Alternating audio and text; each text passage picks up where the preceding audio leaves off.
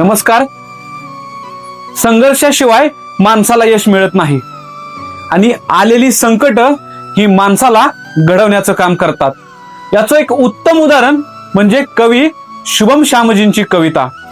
लोहा जितना तपता है उतनी ही ताकत भरता है, सोने को जितनी आग लगे उतना प्रखर निखरता है, हीरे पर जितनी धार लगे उतना खूब चमकता है, मिट्टी का बर्तन पकता है तभी धून पर खूब खनकता है, सूरज जैसा बनना है तो सूरज जितना जलना होगा, नदियों सा आदर पाना है तो पर्वत छोड़ निकलना होगा, और हम आदम के बेटे हैं कि वो सोचे राह सरल होगा, कुछ ज्यादा वक्त लगेगा पर संघर्ष जरूर सफल होगा, हर संकट का हल होगा, आज नहीं तो कल होगा, आज नहीं तो कल होगा.